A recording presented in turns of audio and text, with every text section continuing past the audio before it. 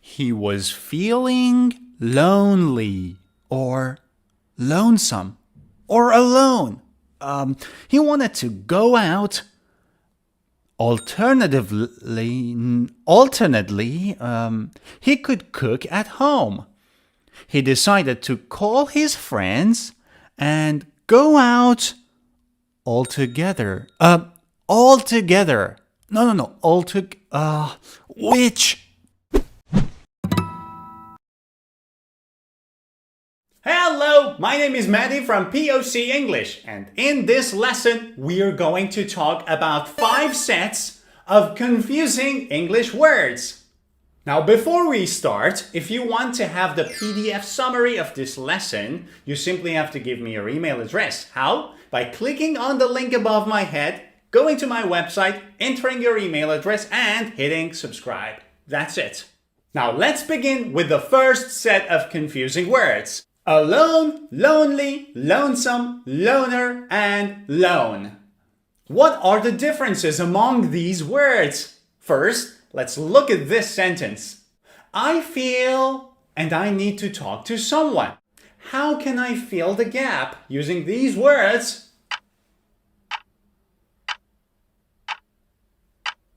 I feel lonely or lonesome. Both of them are correct. But why? Let's see the differences. Alone means without other people around you. It means being physically alone. I'm inside this room and nobody's here around me. I'm alone. For example, I want to be alone right now. I want to be alone right now. Go out of my room. Out. I want to be alone. We can emphasize on the word alone using all and say all alone. For example, after his wife died, he was all alone. After his wife died, he was all alone. It means he was really alone. Lonely and the informal version lonesome, both of them have the same meaning, and both of them mean to feel alone and sad because of being alone. So this is talking about a feeling. You may not be physically alone, there may be other people here, but you may feel lonely or lonesome. Because these people, they don't know me, I don't know them, we cannot communicate, we can't talk to each other. So I'm not alone, there are some people here, but I feel lonely or I feel lonesome. I feel lonely since my friends moved away. I feel lonely since my friends moved away. Well, am I alone? No, my family is still around me. But am I feeling sad because my friends are not around anymore? Yes. So lonely is a feeling. I can say the same sentence with lonesome instead of lonely. I feel lonesome since my friends moved away. Now, what does lone mean? Lone means the only one in a place or in a situation. He was the lone survivor of the crash. He was the lone survivor of the crash. It means he was the only person who survived the crash. Instead of lone, I can use the word solitary as a synonym. He was the solitary survivor of the crash. Now, somebody who likes to do things on their own and who prefers to be alone all the time, they are called loner. Loner. I was always a loner in high school. It means I preferred to stay alone. I didn't want to make new friends. I was a loner and I was happy. Instead of loner, you can also say lone wolf. For example, back in high school, I was a lone wolf. I didn't have many friends. So now you know the differences among lonely, alone, lonesome, loner, and lone. Let's move on to the second set of confusing English words. Look at these words. Also, to, and as well. They all have similar meanings, but look at this sentence. I can sing. I can beep, play the guitar. How can I complete this sentence using these words?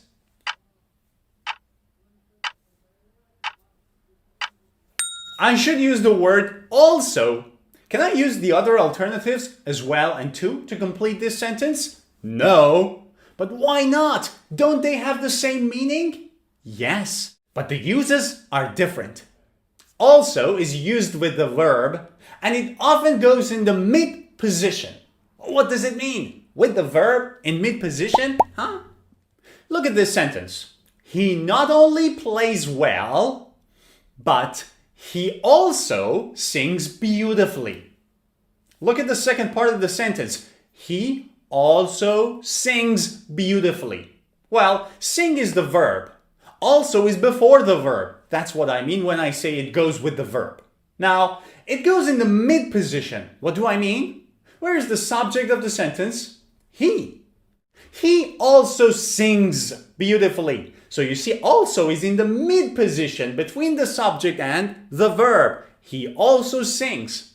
However, we can use as well and to at the end of the sentence, not in the middle position. I can sing, I can play the guitar too. Or I can sing, I can play the guitar as well. They go to the end of the sentence. Another difference is that we can use also in the beginning of a sentence, but not to and as well. For example, Milan is beautiful. Also, it has amazing food. You see, the second part of the sentence has started with the word also, but I cannot use to or as well instead of also here. If I want to use to or as well, I should put them at the end of the sentence and say, Milan is a beautiful city. It has amazing food too, or it has amazing food as well. Was that clear? Now, let's move on to the third set of confusing English words. What's the difference between alternately and alternatively? Very similar, right? But look at this sentence. The film is depressing and amusing. How can I complete this sentence?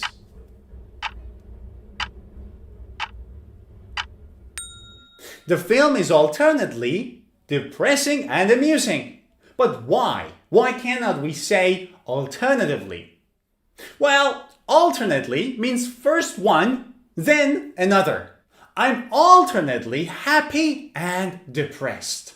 You see, there are two different adjectives, happy, depressed, and these two are opposites, right? But I have both feelings at the same time. Has this ever happened to you? That you feel happy, but on the other hand, you kind of feel sad. In this case, you can say alternately. Alternately happy and depressed. It means first I'm happy, but then I'm depressed. Alternatively, on the other hand, is used to talk about another suggestion or another possibility. We can go to a Chinese restaurant. Alternatively, we can stay at home and cook. You see, there are two different suggestions.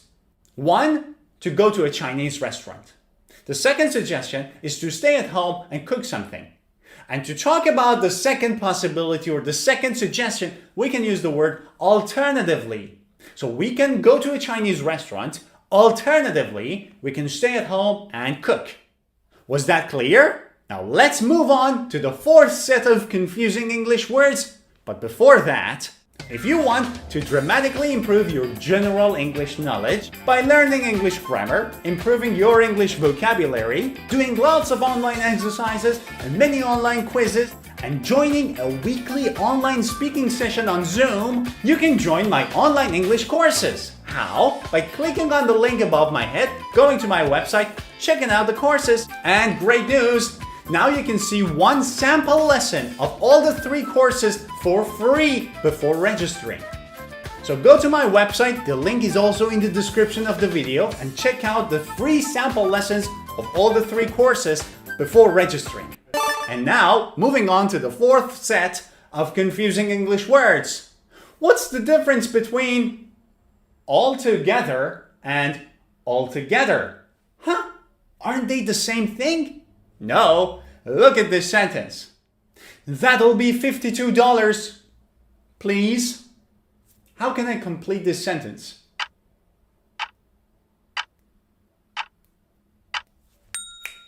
That'll be $52 altogether, please. But why? Altogether means completely. or by considering everything. For example, robots will cut humans out of the picture altogether. Robots will cut humans out of the picture altogether, which means completely. They will completely replace humans. Or look at this example. I'm not altogether sure about what I want. I'm not altogether sure about what I want. It means I'm not entirely sure. I'm not completely certain. We also use altogether when we want to talk about prices. For example, that's $5.50 altogether. It means all of the things you have selected, all of the things that you have picked from my store, that's $5.50 altogether. However, altogether means everyone or everything. For example, they started singing all together. It means all of them together. It means everyone started singing. Or we went to the restaurant all together. It means all of us together, every one of us went to the restaurant. We went to the restaurant all together. I hope you're enjoying this lesson so far, because now we're going to get to the last set of confusing English words. What's the difference between arise and rise? Look at this sentence. Did any problems after the argument? How can I complete this sentence?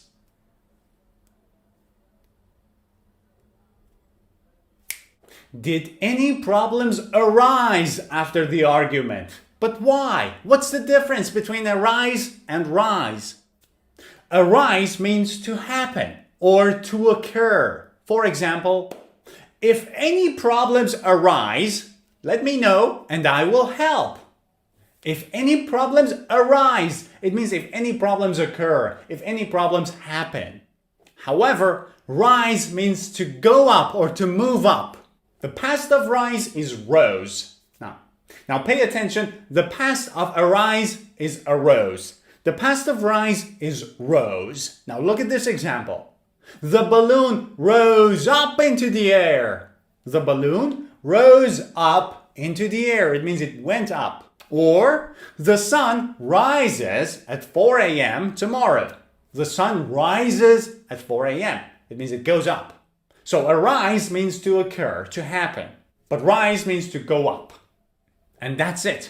I hope you've enjoyed this lesson. Don't forget to practice. And if there are any other confusing words that you know of and want me to explain, let me know in the comments. Bye.